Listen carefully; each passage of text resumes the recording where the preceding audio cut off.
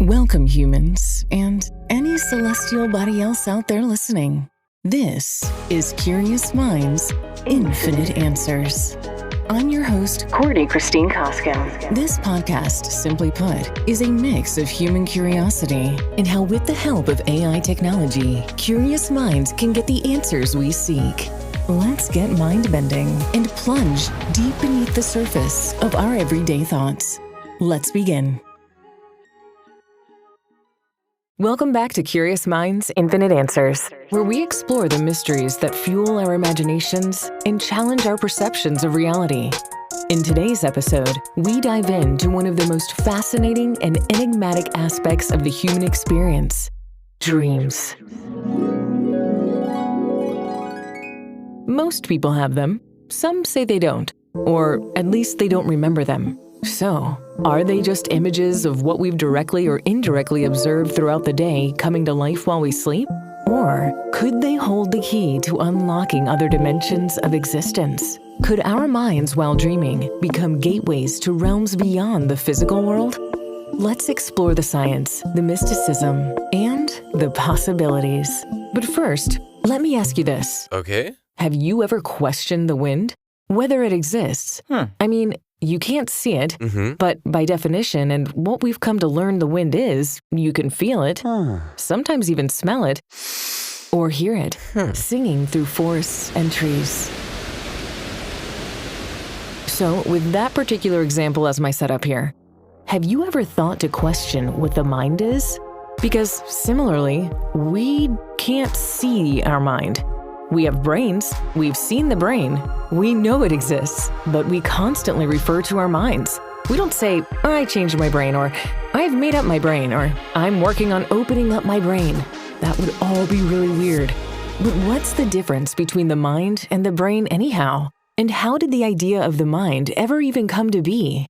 Okay, cut and dry. The difference between the brain and the mind is that the brain is an organ in the head that controls the body's functions, whereas the mind is a conceptual process that involves thinking, feeling, and understanding. That's right, the mind is not made of physical matter. Yet, we believe quite firmly that we all have one.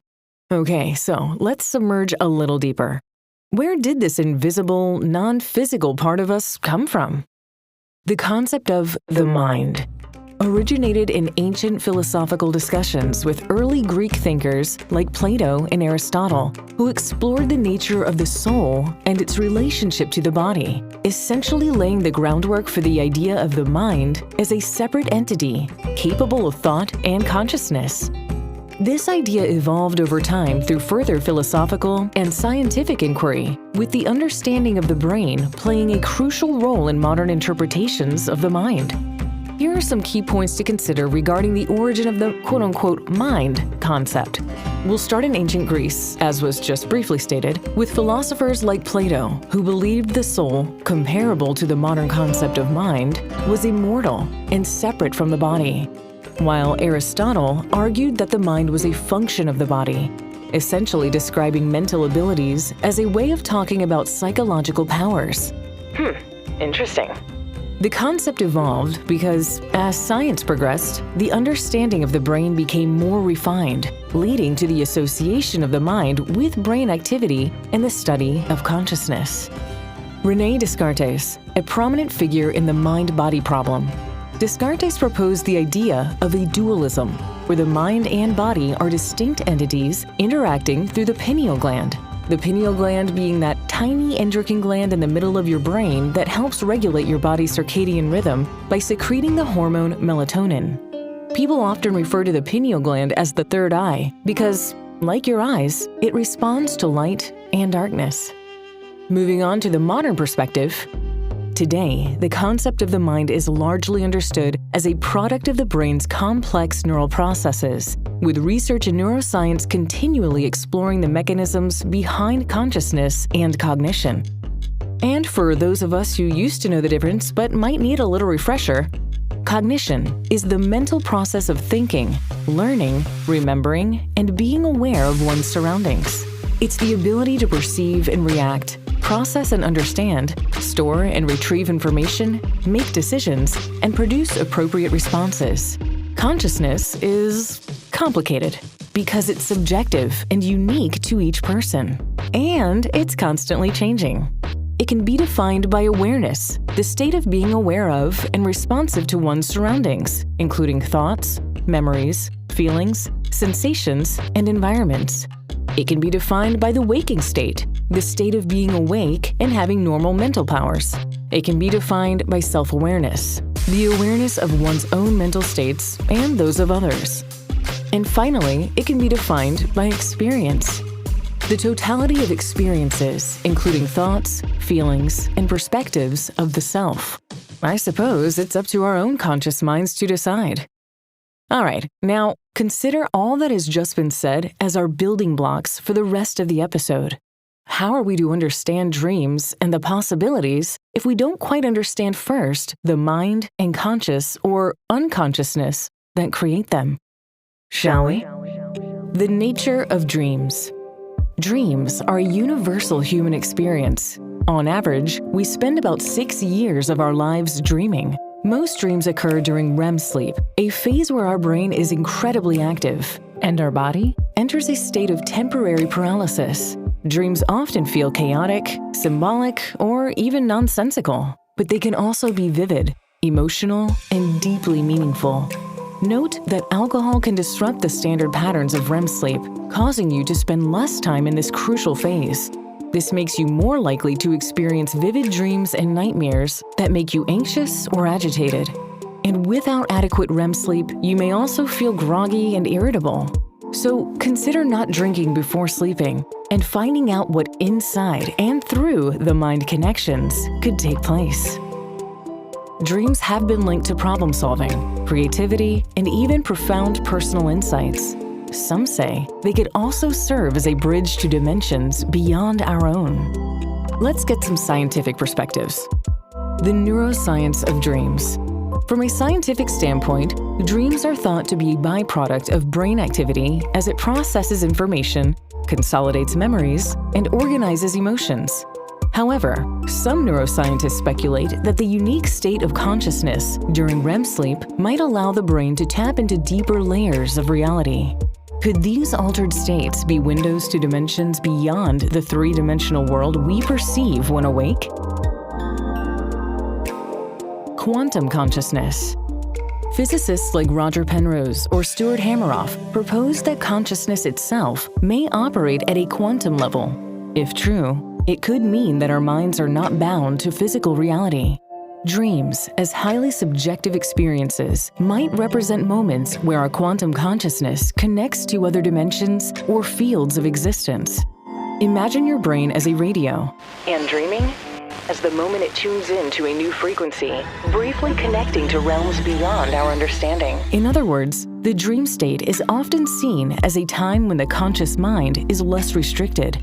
Your ego, or reason, what we have learned to believe is common sense, is asleep, which potentially allows for more fluid exploration of different possibilities, similar to how a quantum field is thought to operate. Shifting to mysticism and spirituality. Dreams as portals. Many ancient cultures and spiritual traditions believe dreams allow us to traverse spiritual dimensions. Practices like astral projection, lucid dreaming, and shamanic journeying are rooted in the belief that our dream state is not confined to the physical plane. These traditions suggest that dreams can be portals to explore higher realms, connect with spiritual guides, or even access the Akashic records, a supposed universal database of all events, thoughts, and emotions. Have you ever heard of people having shared or precognitive dreams? Stories of shared dreams where multiple people experience the same dream, and precognitive dreams where individuals glimpse future events? Yeah, these further fuel the idea that dreaming transcends our waking reality.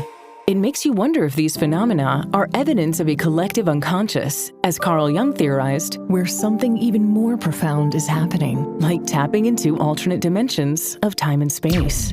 Speaking of phenomena, I thought it'd be kind of cool to list the most common dreams reported. Number 1, falling.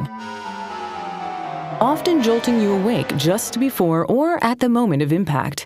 It can often symbolize feelings of insecurity, a loss of control, or fear of failure. Number 2, being chased.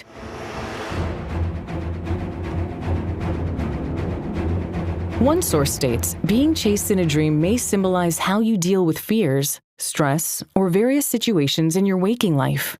It suggests an avoidance strategy toward confronting issues or facing your fears directly. Number 3, flying, which can be a thrilling and freeing experience where one can soar above the clouds with a sense of liberation that's hard to replicate while awake. For others, flying dreams may be accompanied by fear or anxiety, perhaps because they're flying too high or losing control midair. Flying in dreams can represent a desire to escape from something stressful or mundane in waking life. It's often seen as a symbol of freedom, the ability to break free from the constraints of reality, defy gravity, and transcend the limits of the human condition. I've had both of these types of flying dreams, and I definitely prefer one over the other. Okay, I'll go through the rest without interpretation so we can continue on. Number 4, losing teeth. Number 5, unprepared for an exam. Oh, God. Number 6, death. Either your own or someone close to you. Number 7, being late. Number 8, naked in public. Oh my God. Number 9, being lost. Hello? And number 10, infidelity. Whether you're the one cheating or being cheated on, it can stir up a whirlwind of emotions upon waking. These dreams often point to a need for deeper connection or communication rather than an actual intent to stray. Now let's explore some more possibilities. Let's consider lucid dreaming as a tool. You know lucid dreaming, where the dreamer becomes aware they are dreaming and can influence the dream, offering an intriguing opportunity to test these ideas. Some people report encountering vivid, lifelike experiences that feel more real than waking life. Could lucid dreaming be a conscious entry point to other dimensions? While there is no scientific consensus to prove it, some people believe that it can. Because lucid dreaming allows for a heightened awareness within the dream state where the boundaries of reality seem more flexible, potentially enabling exploration of different planes or existence or consciousness. Some dream theorists suggest that dream imagery can be symbolic representations of subconscious thoughts and experiences, which could be interpreted as access to different aspects of the mind or quote-unquote inner dimensions. Again, currently there is no concrete scientific evidence to support the idea of lucid dreaming as a portal to other dimensions, though many people report having vivid, surreal dreams during lucid states which can feel like entering a different reality. I suppose we'll just have to dream and see. Now let's briefly touch on dream incubation and intentional exploration. Dream incubation, the practice of setting intentions for what you want to dream about, has been used for problem solving and creative breakthroughs. Do you do this? I don't do this, but I suppose tonight's as good a time as any to start. Why just practice setting intentions on a yoga mat? So yeah, what if we applied this technique to explore other dimensions? Or at least solve our problems and have some creative breakthroughs? By intentionally seeking answers or experiences beyond our known reality, could we expand the boundaries of human understanding? We won't know unless we try, right? Before I conclude, the last point I want to touch on is the role of fear and love in all of this. Dreams often amplify our emotions. Mystics and some scientists alike suggest that fear and love operate on different energetic frequencies. And now, we know energetic frequencies, as new age as those two words sound, are a very real and very measurable thing. So, if dreams are portals to other dimensions, the energy we bring into them could determine where we, quote-unquote, go. Fear may lead us to darker, more chaotic realms, while love and curiosity could open pathways to higher states of being. You ever heard of someone eating psychedelic mushrooms and having a bad trip because they were in a negative mental space? Or someone who had one too many eggnogs at the Christmas party and instead of becoming the happy, lovey-dovey drunk, they become mean and angry. I suppose it's a similar idea. Go to bed as stress-free and at peace as possible and see what kind of sleep, dreams, and realities you'll create.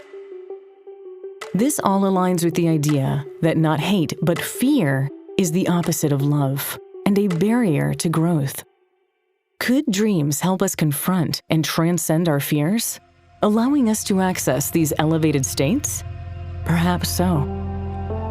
The idea that dreams might allow us to tap into other dimensions challenges everything we know about reality.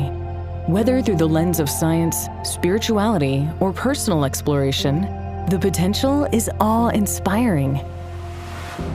Perhaps our dreams are a reminder that our boundaries we perceive in waking life are not as fixed as we think. After all, it is in our mind's eye that we create our realities in the first place.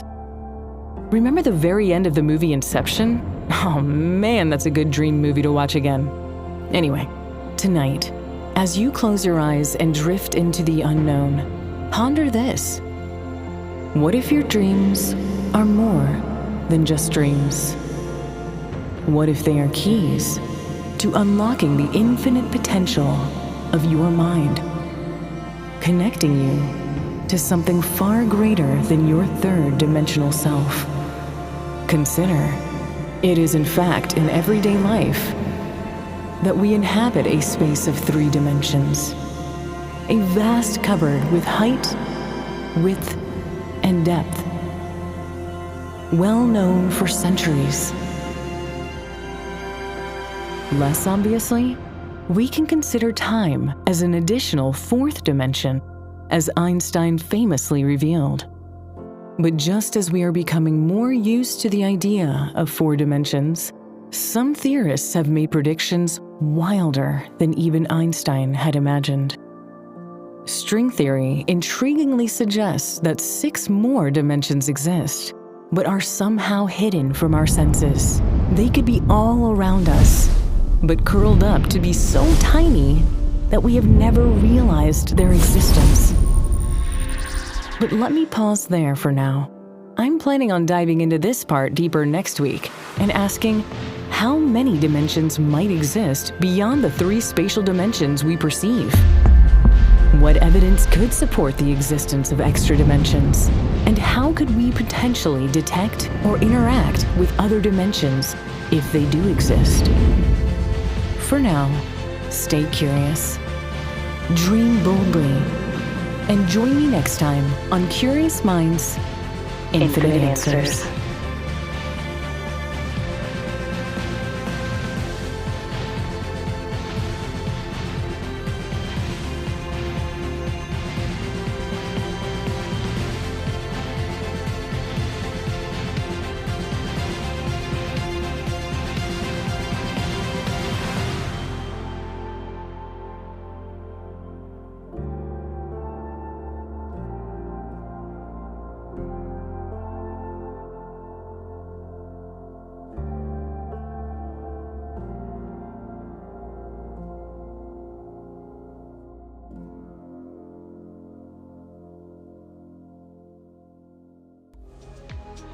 Thank you for tuning in to Curious Minds, Infinite Answers. I'm Courtney Christine Koskin, and I hope you'll join me for next week's episode as we proceed down the path of curiosity and discovery, uncovering various topics along the way. If you have any comments or want answers to your burning curiosities, drop me a line in the comments below. Until we meet again, find the good in the world, and if you can't find it, be the good.